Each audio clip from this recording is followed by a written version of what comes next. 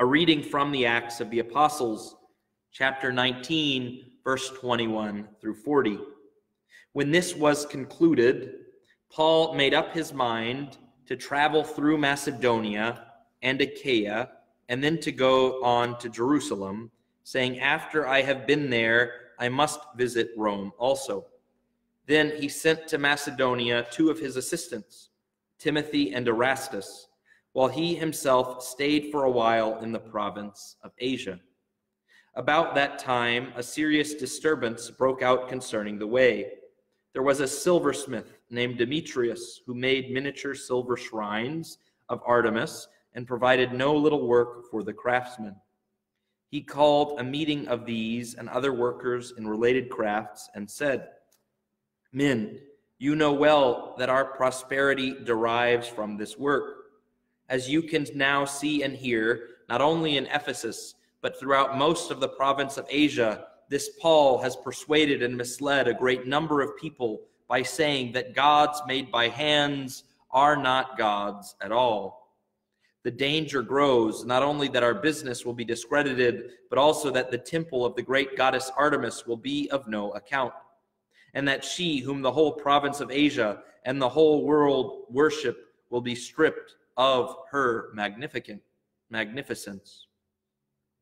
When they heard this, they were filled with fury and began to shout, "Great is Artemis of the Ephesians." The city was filled with confusion, and the people rushed with one accord into the theater, seizing Gaius and Aristarchus, the Macedonians, Paul's traveling companions.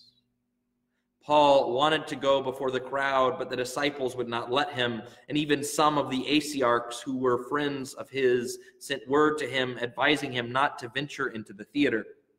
Meanwhile, some were shouting one thing, others something else. The assembly was in chaos, and most of the people had no idea why they had come together. Some of the crowd prompted Alexander, as the Jews pushed him forward, and Alexander signaled with his hand that he wished to explain something to the gathering. But when they recognized that he was a Jew, they all shouted in unison for about 2 hours, "Great is Artemis of the Ephesians." Finally, the town clerk restrained the crowd and said, "You Ephesians, what person is there who does not know that the city of the Ephesians is the guardian of the temple of the great Artemis and her image that fell from the sky? Since these things are undeniable, you must calm yourselves and not do anything rash. The men you brought here are not temple robbers, nor have they insulted our goddess. If Demetrius and his fellow craftsmen have a complaint against anyone, courts are in session, and there are proconsuls. Let them bring charges against one another. If you have anything further to investigate, let the matter be settled in the lawful assembly. For as it is, we are in danger of being charged with rioting because of today's conduct. There is no cause for it. We shall not be able to give a reason for this demonstration." With these words, he dismissed the assembly. Now, Paul begins to preach. And part of what he is preaching is that God is unlike the false god Artemis. God is unlike the idols. The idols are made by human hands, but we are made by the hands of God. And so this causes people great affliction. Why? Because it hits them in their beliefs and it hits them in their pocketbooks. They see that if people become Christian, they will stop worshiping the false gods. And if they stop worshiping the false gods, the people will become poor and Ephesus will no longer be famous. That for the Ephesians, accepting Christ meant giving up their economy. And yet, although it meant giving up their economy and their livelihood, although it meant giving up their idols and their crafts, it still would have been worth it for all of the Ephesians to have become Christian. And in time, the majority of Ephesians do. But,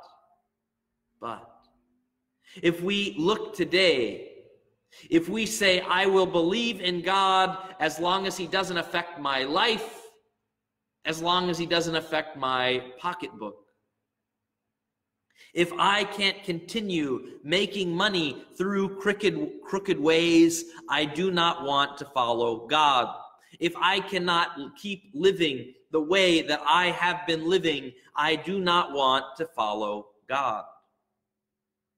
And yet Paul, who is willing to be satisfied in good times and in bad, when he has plenty or when he has nothing, when he is in prison or when he is free,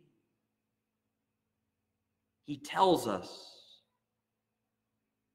that it is a beautiful life to live as a Christian. Now, if we only want to live half of our life as a Christian, it will make our life worse. If we only want to live 75% of our life as a Christian, it will make our life worse.